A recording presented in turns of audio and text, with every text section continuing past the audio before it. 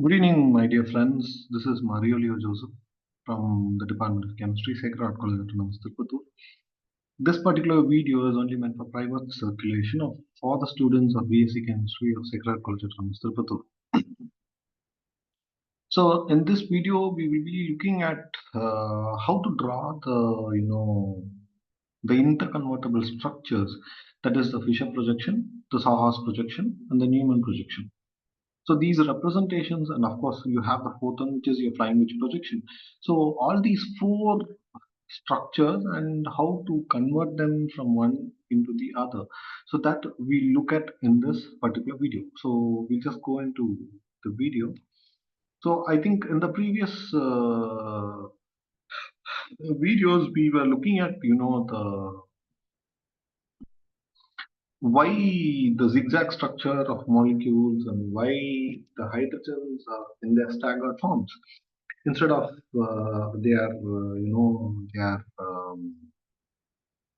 eclipsed forms. So that we saw in the previous video. Now here we are seeing representation of a simple organic molecule. So let's say this is the Fischer's projection. So let's say we are representing sorry, the color is not good, so let me change the color. So here, let's say that we are representing a simple molecule as, ethane. So let's say you have, three hydrogens here, and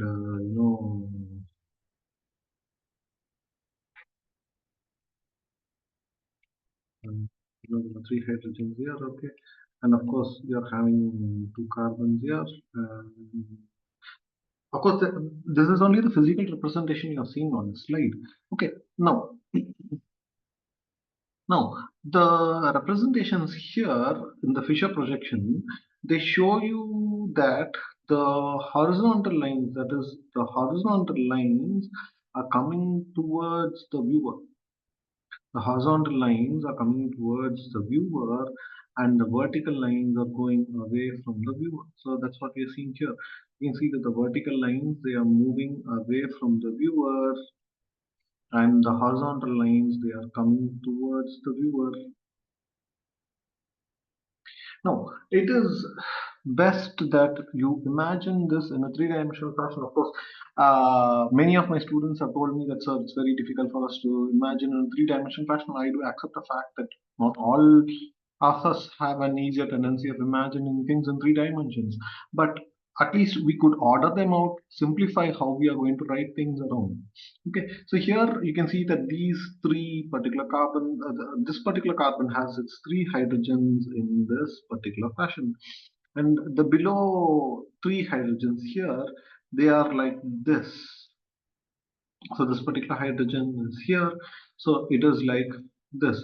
So my simple, methodology of understanding this is like, now you can imagine a dog sitting down. You can imagine a dog sitting down. So this is the dog's head. So sorry, I'm using the wrong color again. So this is the dog's head, and this is the back of the dog, and this is the tail of the dog. So this is the tail of the dog, and these are the hind legs, and these are the forelegs. So this is a two-dimensional representation of a dog sitting, but this is a three-dimensional representation here. So the dog's head has gone back, and of course its tail has also gone back. So the dog is sitting on its hind legs with its tail behind here and its head behind here. So now if the dog is going to come back to its pose like this, so we're going to look at the dog here. Now the dog's head is here. So this is the dog's tail, and of course you understand that these are the hind legs and these are the forelegs.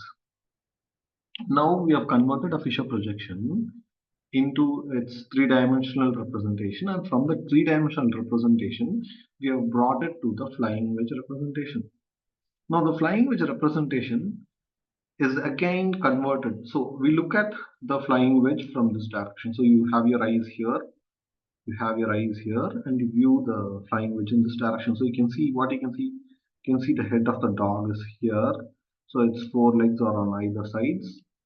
So these are its hind legs, and of course its tail is at the top. So if you're going to leave out the three-dimensional representations, that is the coming towards the viewer, of course you know that the bonds that go behind the dotted bonds means that the bond is going away from the viewer.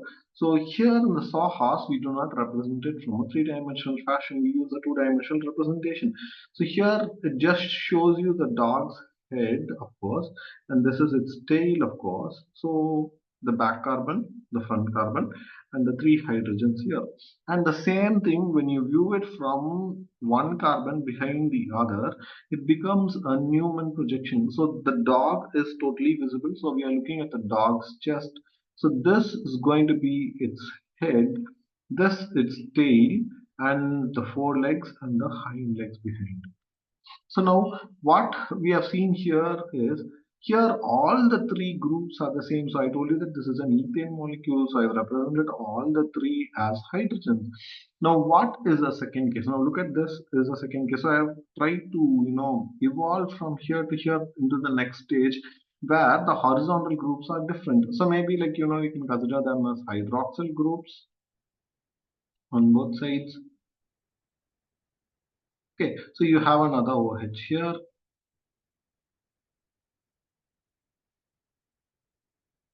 Okay, so if you're going to follow the same dog ideology here, so this is going to be the tail of the dog and this is going to be the head of the dog.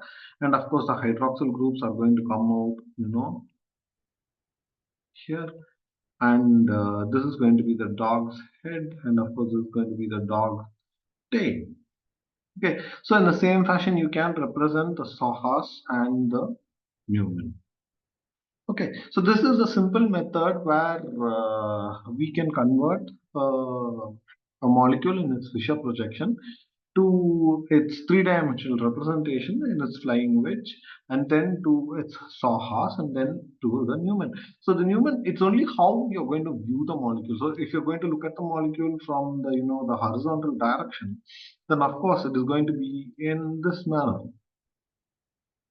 Okay, so I'll also show you, a simple, the photograph of some of the, you know, the models that we have taken, which we use in regular class. So it would be, more helpful for you.